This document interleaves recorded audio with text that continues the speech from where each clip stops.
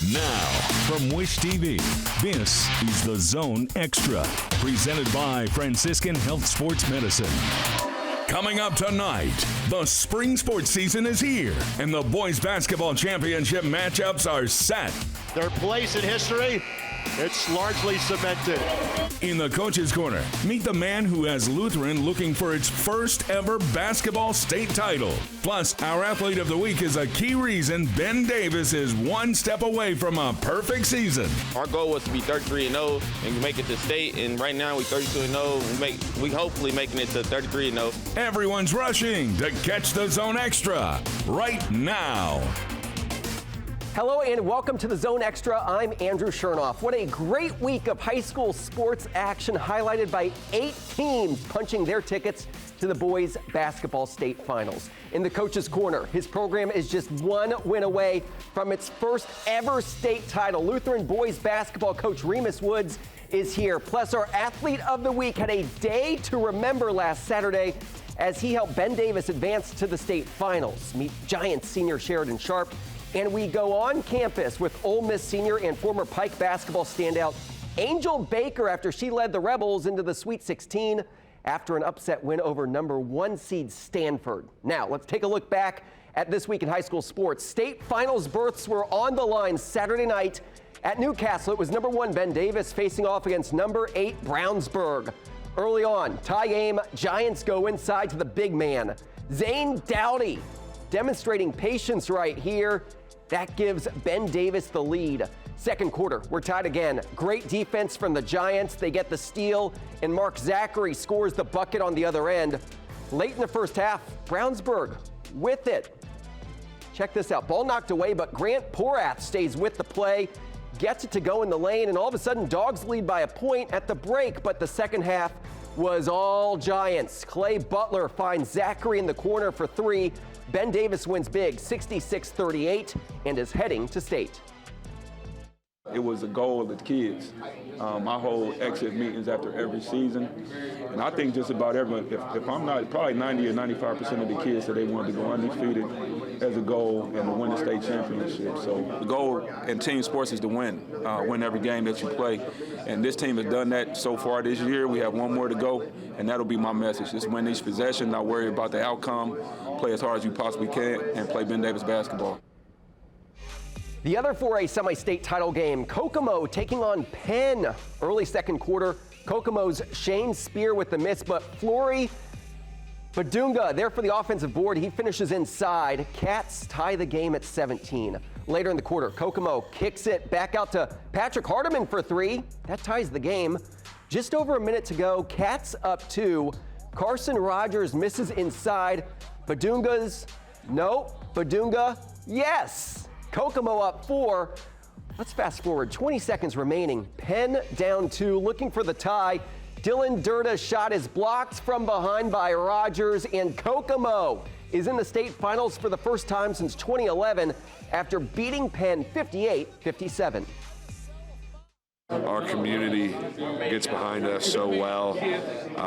It would go a long way for our community and do a lot of good things for a lot of people in Kokomo. We've just got to try to enjoy this moment and take it all in this week, and we're prepared. Try to keep it the same as every week's been during this tournament run, and we'll have fun and work, but at the end of the day, it's another basketball game that we're trying to win, and we'll treat it just like the first round of the sectional.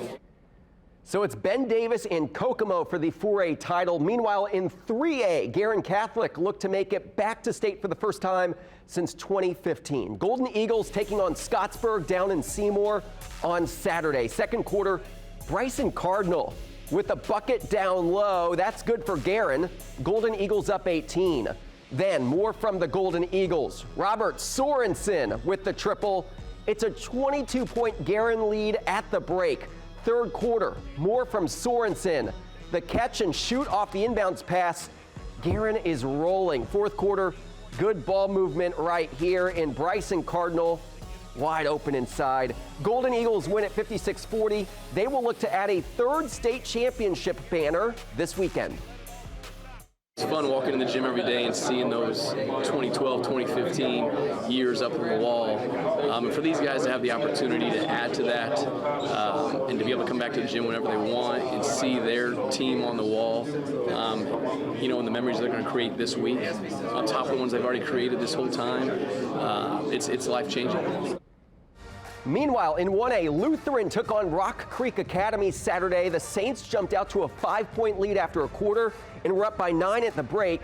Caden Loescher and DeRay Smith both scored in double figures as Lutheran wins at 55-47. We'll have much more on this game coming up in our Coach's Corner segment. And in 2A at Southport, it was Brownstown Central facing off against Linton Stockton. First quarter, Brownstown Central's Parker Heyman, the lob to future Boiler Jack Benter. Brownstown Central is within 2, but the Miners just too tough in this one. Joey Hart stops and pops in the lane, gets the friendly bounce. Linton Stockton wins 64-56 and will face Blackhawk Christian in the 2A title game. Meanwhile, in girls hoops, congrats to Zionsville senior Layla Hull, who last week was named Indiana's 2023 Miss Basketball. Hull finishes her high school career as the Eagles' all-time leading scorer with over 1,600 points. As a senior, she averaged 22 points per game and shot over 50% from the floor. That includes 42% from three-point range. Next season, she will head to Chapel Hill as a member of the North Carolina Tar Heels. To the spring calendar now as the high school sports begin that transition back to outdoor sports. Now, last week in boys lacrosse, we saw a Hamilton County clash between Guerin Catholic and Hamilton Southeastern. This game was all Royals. Second quarter, great passing right here. Owen O'Rourke to Max Kemp to David Gould, who scores it. One of his 6 goals for the night, one of 6 goals for HSE rather, in the quarter. More Royals in the opening minute of the third quarter. Gavin Berry finds the back of the net. Then later, it's Berry again. Check out this move. It's a nice little spin. HSE wins at 15-0. Royals looking good so far this season. Time for a break, but we have much more ahead on the Zone Extra. Up next, it's the Coach's Corner. There he is. His Saints are looking for their first ever state title. Lutheran boys basketball coach Remus Woods is here in studio.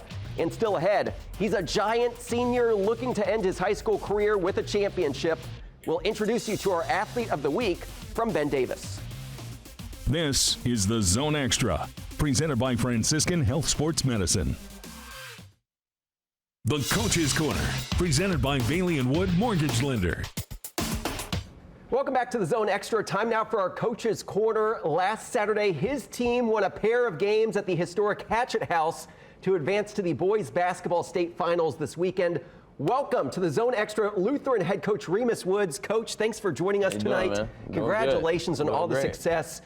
How is the Lutheran Saints community reacting since the big win? Everybody's happy right now. You know, everybody's really excited that the boys are doing a great job, and the boys are focused, and they're really representing our city and our school the right way. I want to go back to Saturday, beating Rock Creek, the second game of the day for you guys. When you get to that point, the pressure starts to increase a little bit. What did you see from your team when it comes to handling that pressure? Well, since the format changed, it's 2 semi-state games, so you play 2 really good teams back-to-back, and it made it really hard. But I was just happy that they persevered through the second game after a really tough first game also, so I was happy.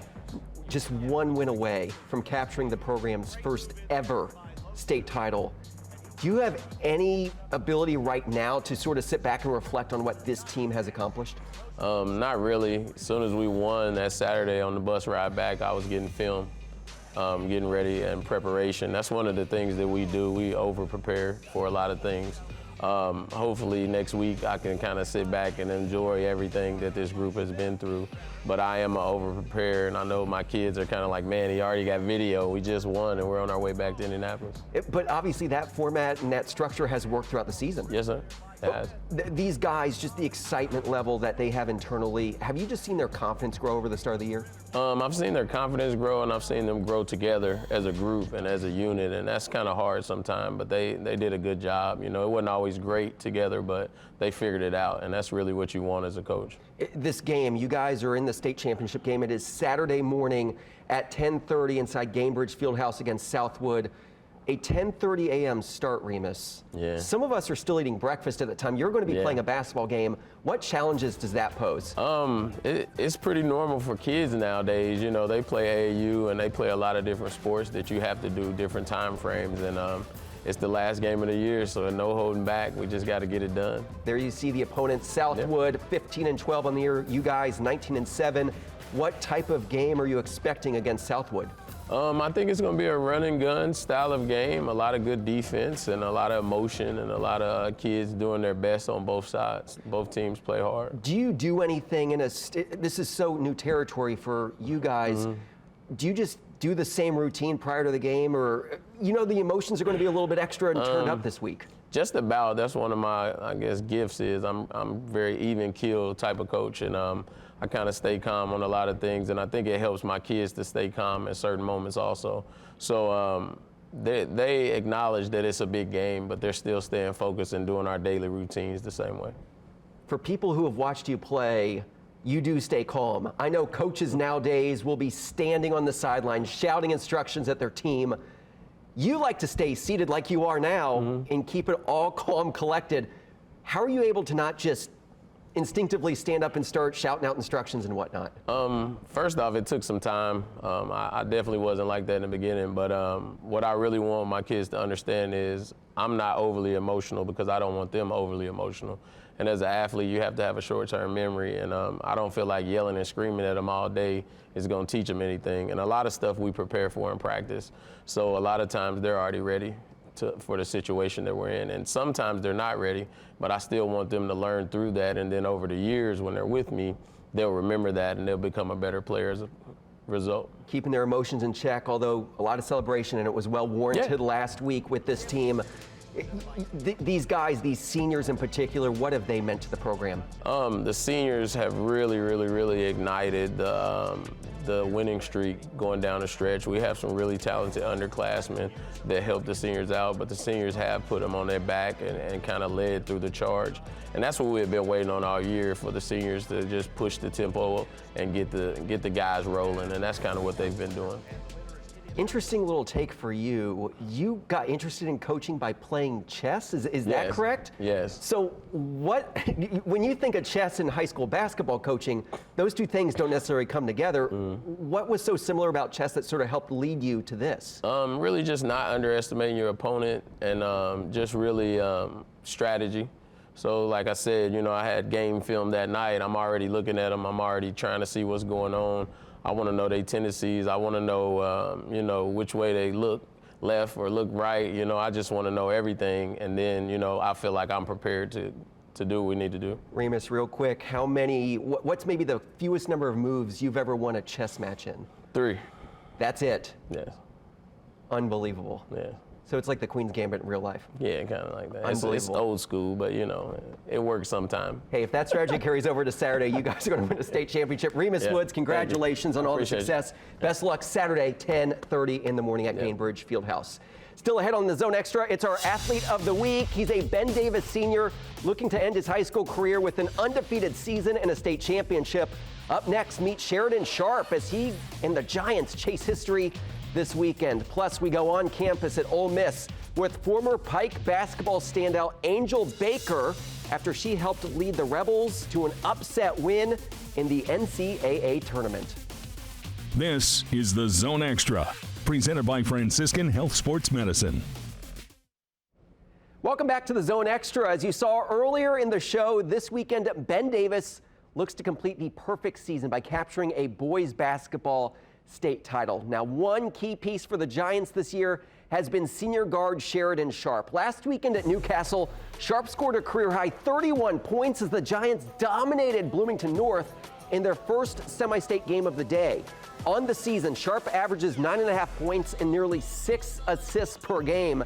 As his Giants chase perfection, he says the journey with this group has been special, and he's willing to do whatever it takes for Ben Davis to hoist that trophy on Saturday. I felt like just getting it out in transition, just running, making sure I get everybody involved and letting the game come to me. Going into that game, I really wasn't expecting to get 31 points, but I just been patient and let the game come to me. I just felt like scoring, it came easy that game. This is something that we know that he can do on the game-to-game basis. He's able to score, but he's a facilitator at heart. So it was just good to see him finally get aggressive and do the things that we know he's capable of. This group, going into the season, we always wanted to go. Our goal was to be 33-0 and make it to state. And right now, we're 32-0. We hopefully making it to 33-0. He's a great kid, man. You'll see him with a smile on his face all the time. Comes with good energy. You'll never really see him down, not too much. He's a pretty good leader, floor general on and off the floor. Coming up in the Ben Davis organization, it's like one big happy family, and it's like every kid wants to be a Ben Davis Giant. It takes a lot, but at the end of the day, you're gonna move as one. We all gonna be as a one unit, and being a brotherhood. That's all we care about making. It's more than just the game, really. It's more than just basketball. It's life lessons and all that, raising young men, and I'm happy that I'm here with the families. That community proving why they are 32-0 this year. Time for a break, but more to come on the Zone Extra, including our play of the week. Plus, it's the latest installment of our Ask the Commissioner with Paul Neidig of the IHSAA. This is the Zone Extra, presented by Franciscan Health Sports Medicine. Welcome back to the Zone Extra. Now it's time to go on campus where we catch up with a former Central Indiana high school athlete who now competes at the collegiate level. This week, we head to Ole Miss. Last weekend, the Rebels knocked off top-seeded Stanford in the second round of the NCAA Women's Tournament, 54-49. One of the keys to the Ole Miss win was the play of former Pike High School standout and Indiana All-Star Angel Baker. In the upset over the Cardinal, Baker scored a team-high 13 points and was a big part of an Ole Miss defense that held Stanford to just 33% shooting. The Rebels senior says the tough schedule they played prepared them for this moment. To start off, just walking in, knowing who we are. We've been battle tested all year. We've fallen short. And it was finally our time to step into that moment and come out on top. I feel like we walked in with confidence and we knew who we were from the jump. We just take pride on the defensive end. We definitely dictate, we disrupt. We knew that they were going to try to get some threes off, so we just tried to lock in on that and make it a hard time for them.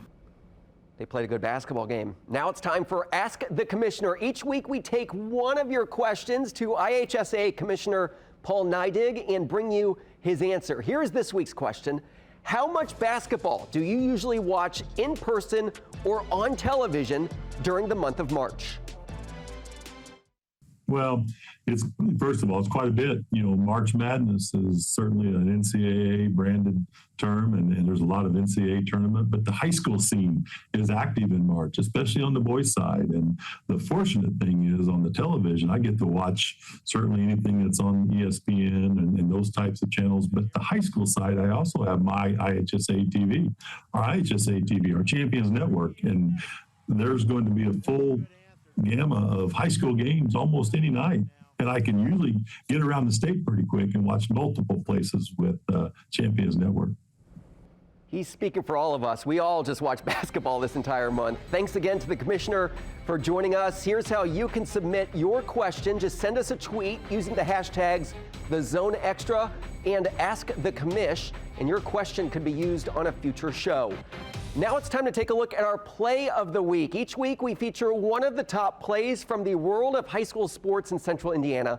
Plus we'll tell you how your video can be featured on a future show. But first, here is this week's top play. Kokomo and Penn. Flory Badunga sets the tone early with that slam, the first points of the game. Badunga scored a team-high 25 as the Wildcats advance to the 4A state title game on Saturday, where they will face Ben Davis. Our crews see a lot of great action, but we can't wait to see your best plays every week, too. Your video could be featured on a future edition of the Zone Extra as our play of the week. Here's what to do. Tweet us the video of a great play from a high school sporting event using the hashtag #TheZoneExtra. Then tune in Thursday night to see if your submission becomes our play of the week. That's going to do it for the Zone Extra this week. Thank you so much for watching. Be sure to tune in again next Thursday night for a brand new episode. For even more Central Indiana high school sports coverage, log on to wishtv.com. Have a great rest of your night.